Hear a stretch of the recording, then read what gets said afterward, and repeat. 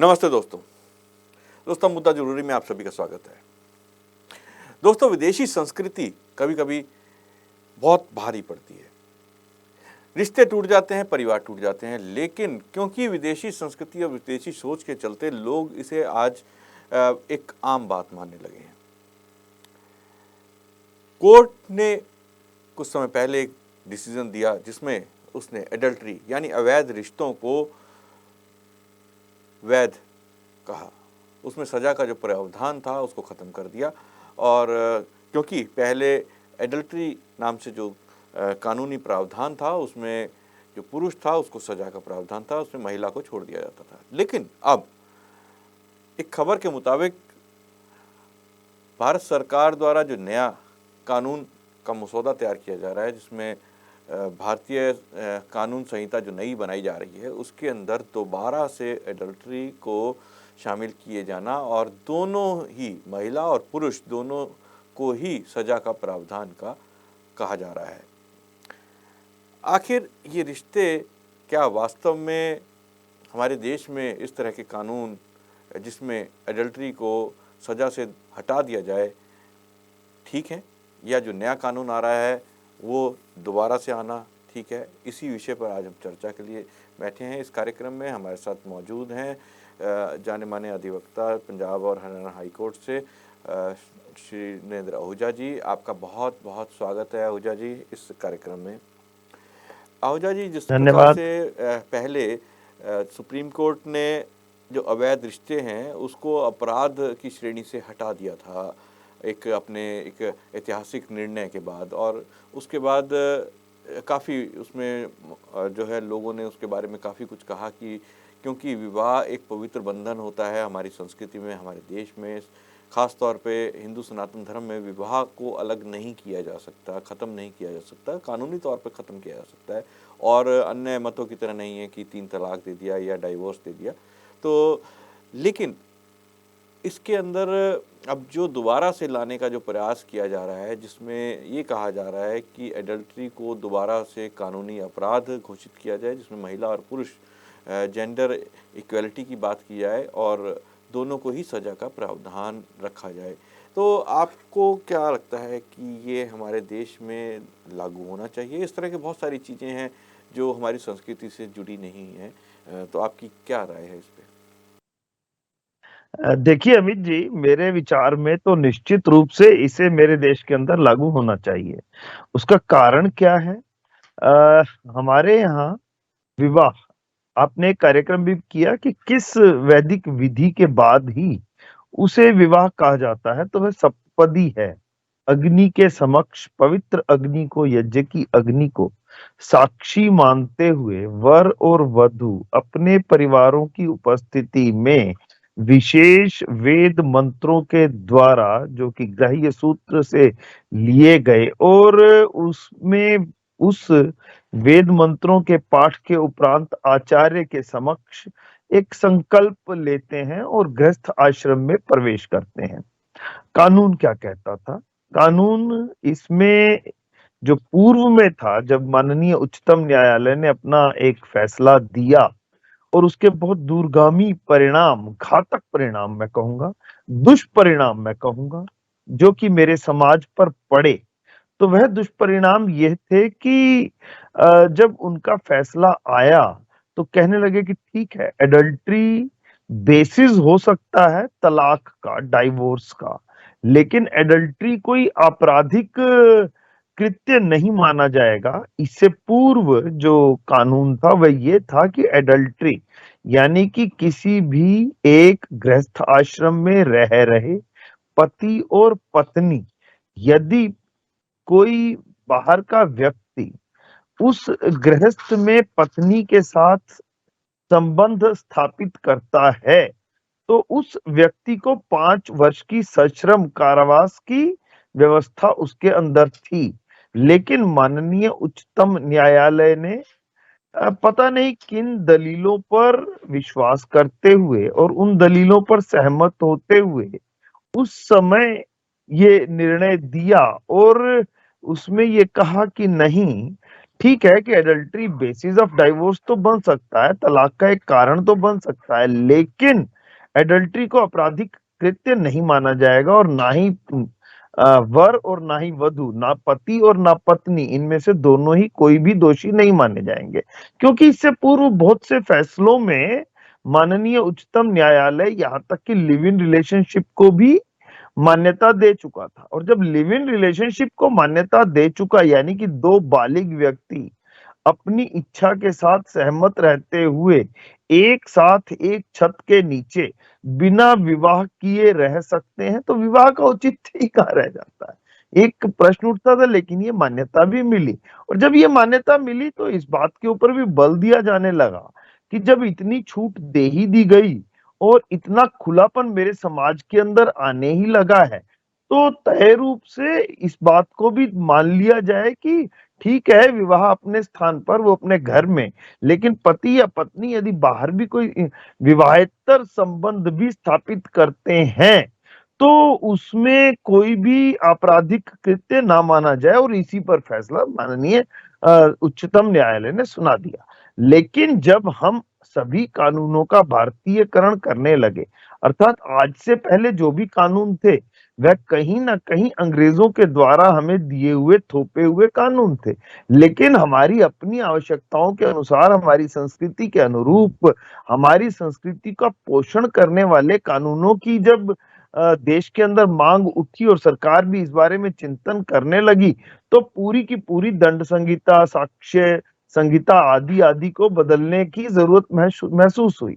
और उसी का ड्राफ्ट अभी संसदीय समिति के समक्ष था, और संसदीय समिति ने, जैसा कि इस समाचार से पता चलता है, कि एक रिकमेंडेशन दी है, अपनी ओर से संस्तुति दी है कि इसे पुनः आपराधिक कृत्य कहा जाए, एक। और दूसरा, साथ ही साथ चूंकि आजकल मैन एंड वुमेन इक्वलाइजेशन, नर और नारी की बराबरी की, समानता के अधिकार की भी बात आती है, तो कहने लगे कि जब बाकी जगह समानता के अधिकार की बात आती है, तो अपराध में भी समान क्यों नहीं।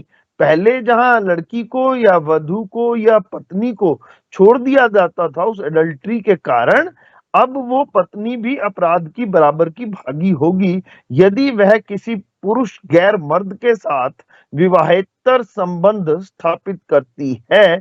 और मैं तो निश्चित रूप से एक बात कहूंगा कि कानूनी पक्ष में भी और एक सामाजिक पक्ष में भी और एक वैदिक सिद्धांत के पक्ष में भी इसे निश्चित रूप से कानून का हिस्सा बनाते हुए, इससे हम कहेंगे कि जब ये कानून का हिस्सा बनेगा तो आज से कई वर्ष पूर्व जो वह निर्णय आया था, तो सुप्रीम कोर्ट के उस निर्णय को पलटने वाली स्थिति होगी।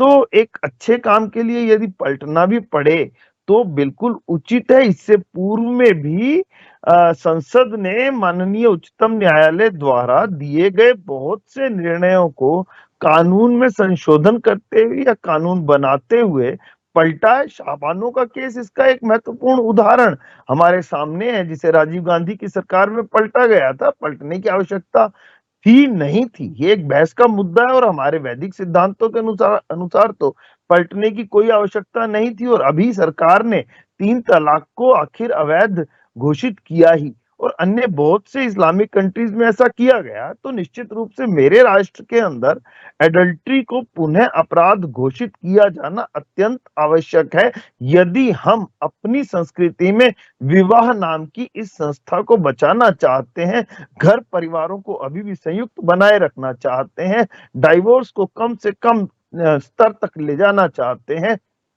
इस उन्मुक्तता के नाम पर, इस स्वच्छंदता के नाम पर, इस आजादी के नाम पर हम इस तरह के अपराधों को स्वीकार नहीं करते हैं, तो निश्चित रूप से हमें इसे करना होगा। जी अमित जी। जी, बिल्कुल आपने सही कहा। आज़ादी के नाम पर हमारे देश में इस तरह की चीज़ों को स्वीकार नहीं किया जाना चाहिए।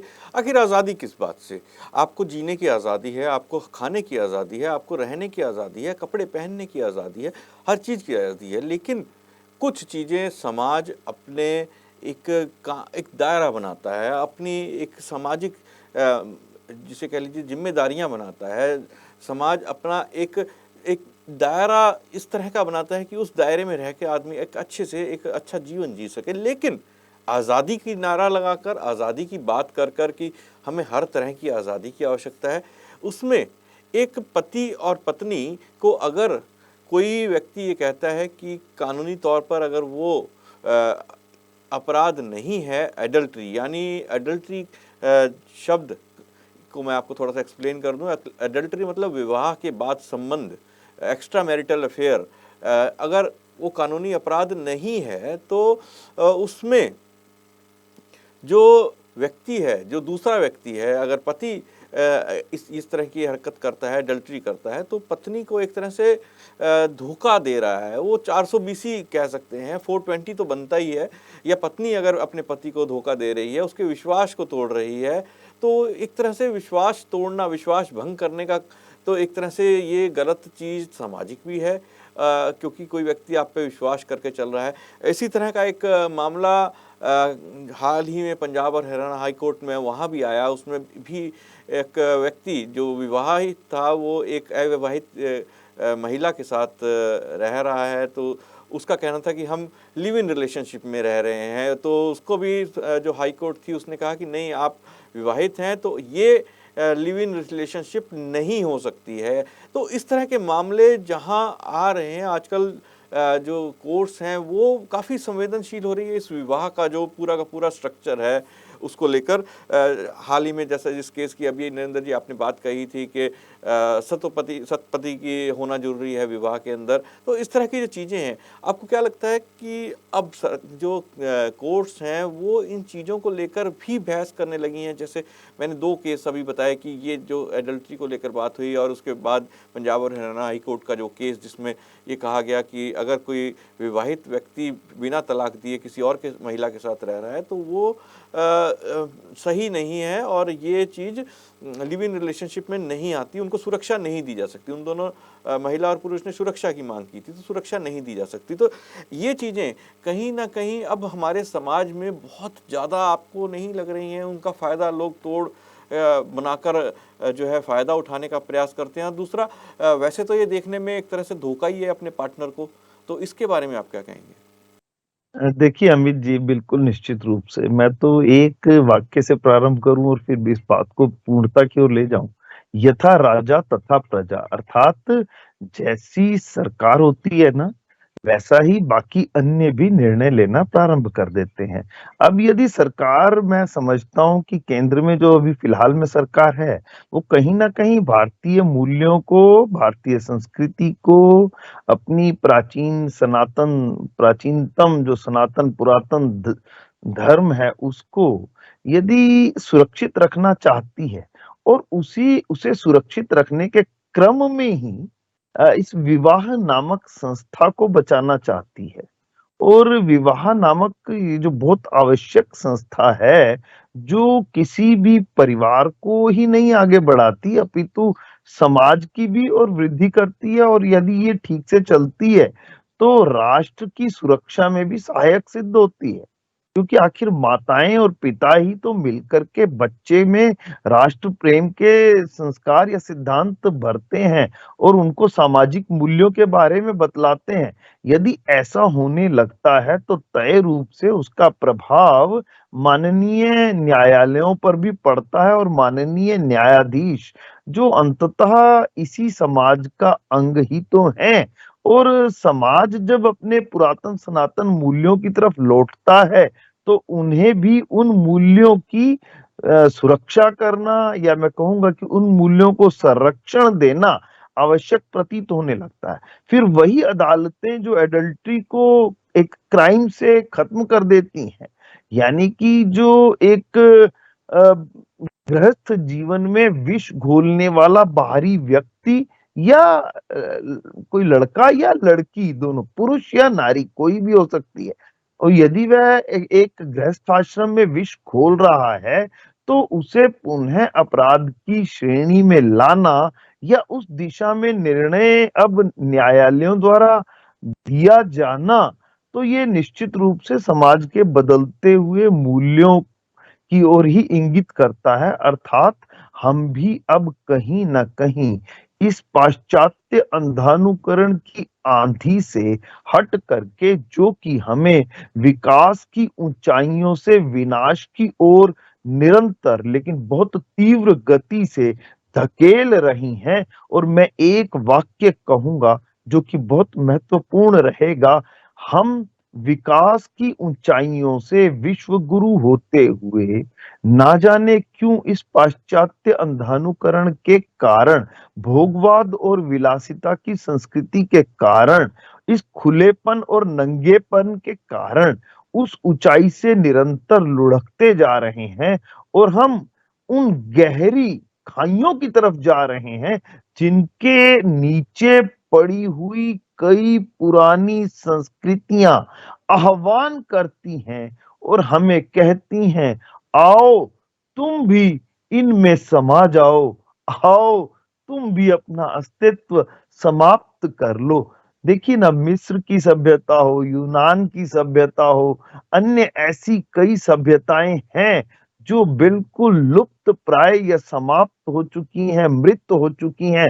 लेकिन एकमात्र मेरे राष्ट्र की पुरातन सनातन वैदिक सभ्यता संस्कृति ही ऐसी है जो अपने लचीलेपन के कारण या अपने इन सत्य सिद्धांतों के कारण, अपने इन सार्वकालिक सार्वभौमिक अपरिवर्तनीय सिद्धांतों के कारण आज भी जीवित है और अनंत काल तक जीवित रहने का सामर्थ्य रखती है।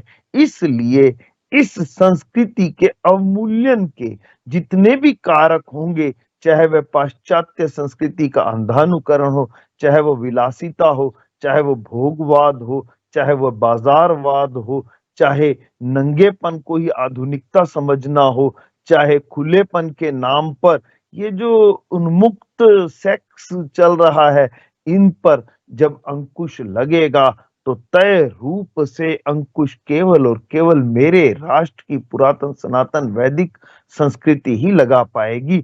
और उसे जीवित रखना हमारा, आपका, देश की सरकार का और साथ ही साथ कहूंगा बड़े अदब के साथ और बिल्कुल करबद्ध निवेदन करते हुए कि न्यायालयों का भी दायित्व बन जाता है कि इन मूल्यों का अवमूल्यन ना होने दें, संस्कृति की रक्षा करें। क्योंकि संस्कृति है तो हम हैं, संस्कृति नहीं रहेगी तो हमारा भी अस्तित्व नहीं रहेगा।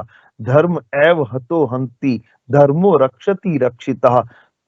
यदि हम अपने धर्म को मार देंगे तो वह मारा हुआ हमारा धर्म हमें मार देगा। और यदि हम अपने धर्म की रक्षा करेंगे तो हमारे द्वारा रक्षित धर्म हमारी रक्षा करेगा। इस बात को हमें सदैव स्मरण रखना चाहिए और ध्यान में रखना चाहिए। जी अमित जी। जी, बिल्कुल आपने सही कहा कि इस संस्कृति की रक्षा करना हम सब का एक दायित्व है। कोई भी ऐसा मेरी नज़र में तो कोई भी ऐसा मत संप्रदाय भारत में नहीं है, चाहे वो सिख हों, चाहे वो इस्लाम को मानने वाले हों, जो एडल्ट्री जैसी चीज़ को मान्यता देते हों। लेकिन फिर भी एक वर्ग भारत में ऐसा मौजूद है जो एडल्ट्री की पैरवी करता है, लेकिन उनकी संस्कृति का वो हिस्सा नहीं है। ये चीज़ उनको बताने के लिए हमें एक जागरूकता तो फैलानी ही होगी समाज के अंदर। आहूजा जी, आपने अपने विचार इस कार्यक्रम में रखे, आपका बहुत बहुत धन्यवाद। दोस्तों, कल फिर मुलाकात होगी एक नए विषय और एक नए मुद्दे के साथ। आज मुझे आज्ञा दीजिए। नमस्ते।